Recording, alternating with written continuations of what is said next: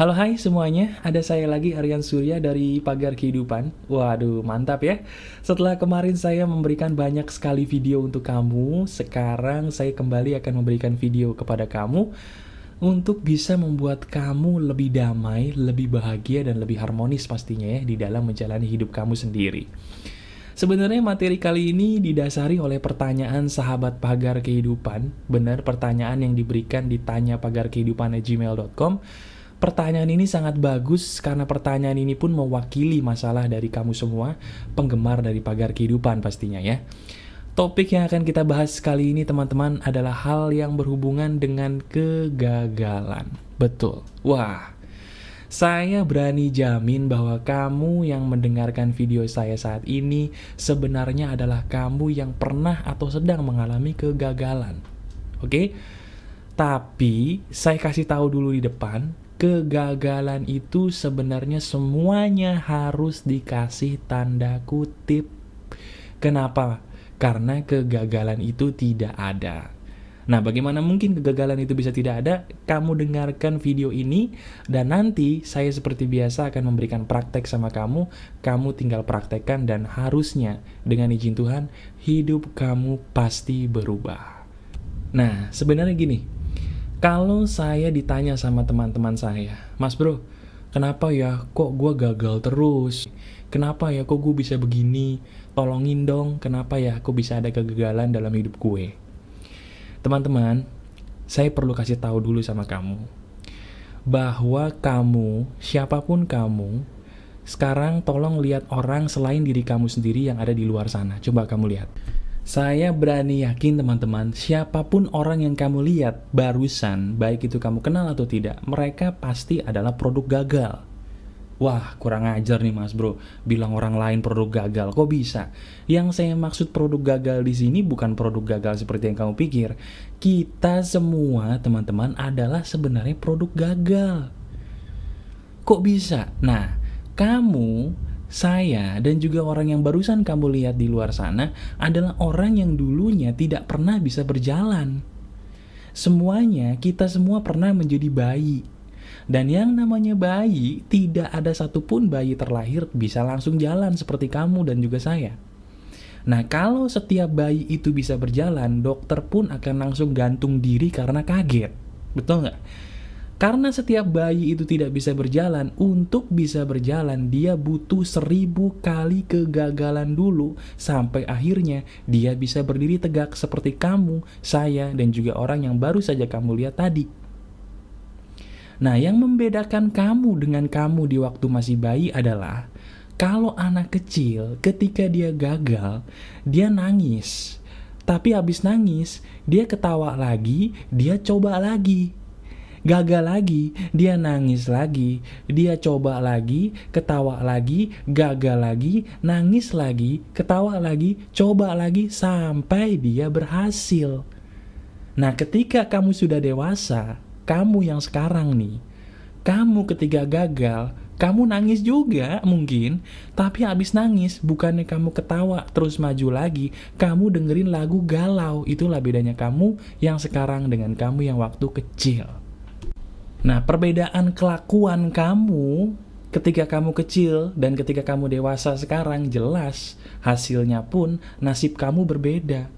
Sekarang kamu pikir, kalau waktu kamu kecil dulu, waktu belajar jalan, kondisi mindsetnya sama seperti kamu sekarang, kira-kira kamu bisa jalan nggak?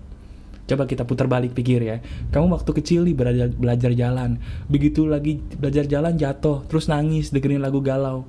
Dengerin lagu anak kecil galau, diobok-obok gitu kan, dengerin lagunya Joshua tapi kamu nangis, galau gitu.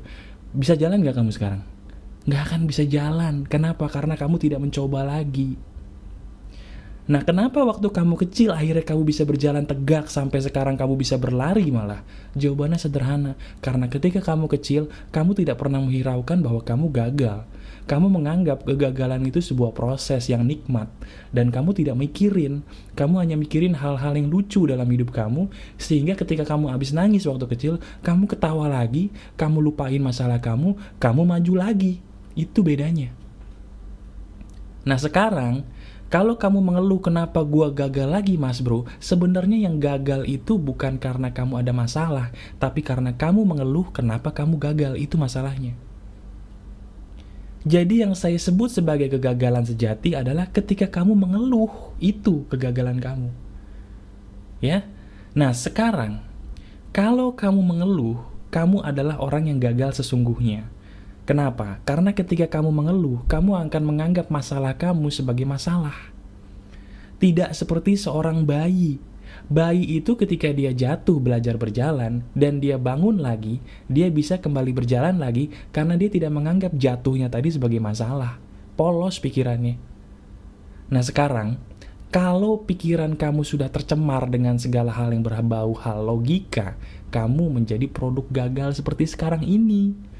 Belum apa-apa udah ngeluh, aduh mas bro, hidup gua kok gelap banget ya. Padahal, saya berani jamin, masih banyak orang di luar sana teman-teman, yang hidupnya 10 kali lebih gelap daripada kamu. Pasti banyak. Kamu masih punya orang tua, alhamdulillah di luar sana banyak orang yang udah gak punya orang tua. Kamu masih punya rumah, di luar sana masih banyak orang yang tidur di bawah kolong jembatan. Ya. Kamu jomblo, di luar sana banyak orang yang udah nikah tapi pengennya cerai mulu karena gak tahan sama pasangannya dipukulin. Kamu udah punya pasangan, pengen nikah tapi gak jadi-jadi, ya itu salah kamu. Kenapa lu gak jadi nikah? Ya kan? Jadi intinya setiap orang selalu punya orang lain yang lebih gagal daripada kamu nasibnya.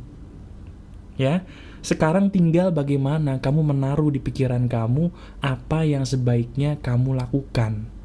Nah, berbicara untuk sesuatu hal yang harusnya kamu lakukan, saya akan langsung menyuruh kamu untuk praktek saat ini juga ya. Seperti janji saya tadi, saya akan mengadakan praktek untuk materi kali ini, supaya hidup kamu bukan hanya terbalut oleh teori, tapi juga terbasuh oleh praktek yang akan saya ajarkan kepada kamu ya.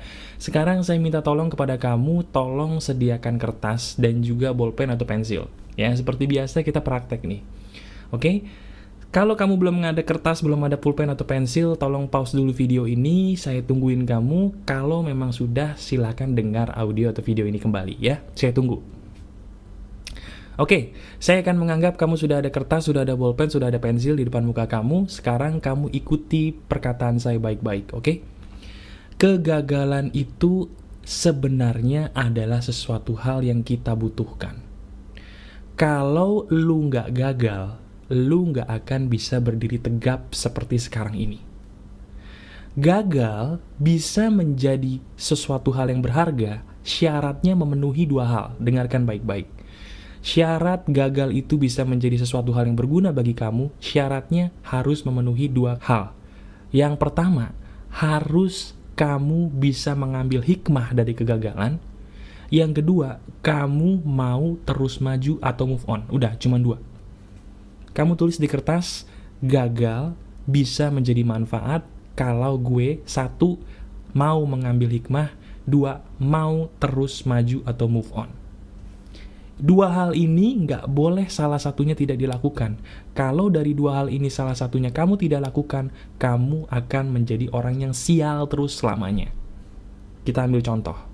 Kamu gagal, ceritanya gagal dalam hal apa nih? Gagal ceritanya dalam tanda kutip ya, gagal dalam hubungan misalnya pekerjaan deh. Kamu sama relasi kerja kamu ditipu misalnya. Wah, ditipunya mungkin puluhan juta gitu ya, amit-amit ya. Ketika kamu ditipu sama relasi kerja kamu kan kecewa pastinya. Nah, pertama yang harus kamu tahu adalah ada hikmah di balik ini semua. Hikmahnya apa? Nah, hikmahnya itu yang kamu ambil. Misalnya, kalau saya di posisi kamu, hikmahnya adalah tidak semua orang itu baik. Satu. Hikmah nomor dua apa? Tidak selamanya teman lama itu baik. Hikmah nomor tiga apa? Lain kali lebih hati-hati memilih teman. Itu hikmah. Tiga tuh. Iya kan? Baru setelah kita mengambil hikmah, langsung kita maju lagi. Ambil langkah yang harus kita ambil. Namanya move on. Sekarang kamu coba pikirin deh, kalau seandainya dari dua hal tadi salah satu tidak kita lakukan ya, apa yang terjadi? Misalnya kamu ditipu sama rekan kerja kamu mengambil hikmah tapi nggak mau move on, kira-kira ada gunanya nggak? Ya nggak ada gunanya, lu akan stay di situ, kamu nggak akan kemana-mana, malah jadi game over karena kamu nggak maju-maju, terus aja di situ, iya kan?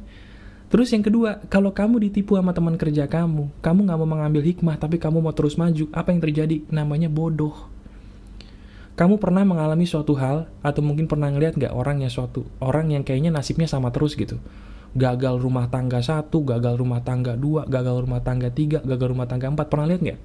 Nah, orang yang mengalami kegagalan yang sama terus-menerus, itu pertanyaannya kenapa? Jawabannya simple.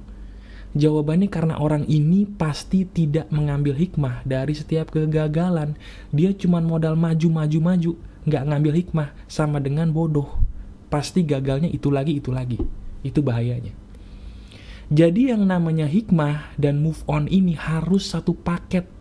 Kamu nggak bisa hikmah doang tapi nggak move on, dan kamu tidak bisa move on doang tapi nggak ada hikmahnya. Ya. Nah, mungkin pertanyaan kamu gini, Mas Bro, tapi gue bingung deh, gimana cara gue bisa menemukan hikmah dari kegagalan yang terjadi dalam hidup gue? Nah, ada cara efektif bagi saya terutama untuk bisa menemukan hikmah dari setiap kegagalan tanda kutip yang terjadi dalam hidup saya. Caranya kamu cukup melakukan 2 hal lagi. Kamu catat, cara menemukan hikmah. Yang pertama, kamu harus memberi diri kamu waktu. Kebanyakan orang pengen semuanya buru-buru. Gue pengen cepet dapat hikmah bro, nggak bisa. Kadangkala sesuatu kegagalan itu memang harus diberi waktu dulu. Setelah kamu memberikan itu semua waktu, baru kelihatan, oh ternyata dulu gue mengalami kejadian ini, tujuannya supaya gue berada di posisi ini. Kalau dulu gue tidak diberikan kesakitan seperti ini sama Tuhan, gue belum tentu bisa berada di posisi seperti sekarang ini, gitu loh. Nah, semua itu harus diberikan waktu, baru kamu bisa melihat hikmah. Jadi buat kamu sekarang yang belum bisa melihat hikmah, berikan dulu semua waktu, sabar. Nanti ada waktunya kamu bisa ngeliat ke belakang dan merasa bahwa untung ya, dulu gua gagal. Pasti akan ada momen seperti itu, teman-teman. Ya. Nah, yang kedua, selain kamu memberikan semuanya itu waktu, kamu yang nomor 2 yang gak kalah penting adalah tanya kepada Tuhan. Diskusi sama Tuhan, ngobrol. Tuhan, saya sakit hati nih dengan kejadian ini. Tolong berikan saya hikmah. Apa sih yang engkau rencanakan untuk saya dari ini semua? Ngobrol sama Tuhan. Jadikan teman baik itu adalah Tuhan dulu nomor 1. Ngobrol, kenapa begini nih Tuhan nih? Apa yang harus saya lakukan? Apa hikmah di balik ini semua? Nah, kalau kamu udah ngobrol sama Tuhan, nanti kamu bisa cepet tuh dapat hikmahnya, percaya atau enggak. Nah, ketika kamu dapat hikmah, langkah berikutnya maju, move on, jangan diem, titik. Simple kan? Nah, sekarang bagi kamu yang masih suka mengeluh kegagalan kamu itu seperti apa bentuknya, tolong dengarkan video ini berulang kali dan praktekkan langkah-langkah yang saya berikan tadi dan kamu lihat hasilnya. Pasti akan ada bedanya. Karena kamu ingat, keberhasilan seseorang itu adalah produk dari sebuah kegagalan. Contoh nyatanya adalah pagar kehidupan ini. Kalau saya dulu tidak pernah banyak gagal, teman-teman, saya nggak bisa bagiin apa-apa sama kamu di pagar kehidupan. Semua yang saya bagikan di pagar kehidupan, kalau kamu tonton semua video saya, itu semua pengalaman-pengalaman yang berasal dari semua pengalaman kegagalan dalam hidup saya. Sekarang kalau seandainya saya tidak pernah gagal, ya nggak akan ada pagar kehidupan. Beda loh orang yang memberikan motivasi atau inspirasi hanya sekedar teori, sama orang yang memberikan motivasi dan inspirasi berasal dari pengalaman pribadi, beda. Dan kamu bisa mendengarkan saya sampai saat ini, teman-teman, itu karena kamu tahu bahwa apa yang saya katakan ini benar, bukan omong kosong. Kok bisa? Karena ini semua pengalaman pribadi. Itulah hebatnya kegagalan. Nah, sekarang kalau kamu sudah saya katakan semua yang sudah saya katakan tadi, sekarang stop mengeluhkan kegagalan. Dengarkan video ini berulang kali dan praktekkan hal-hal yang sudah saya suruh tadi dan kamu rasakan bedanya bahwa ternyata, oh iya ya, gue butuh kegagalan. Karena dari kegagalan ini, gue bisa menjadi orang yang lebih baik. Itu pasti. Oke? Kita berjumpa lagi di video berikutnya, dan saya tidak mau lagi mendengar kamu mengeluhkan kegagalan kamu, karena tidak ada orang yang gagal, yang ada hanyalah orang lemah yang merasa dirinya gagal, padahal sebenarnya dia tidak gagal. Saya Aryan Surya dari Pagar Kehidupan. Keep spirit, keep sharing, and keep loving. Bye-bye.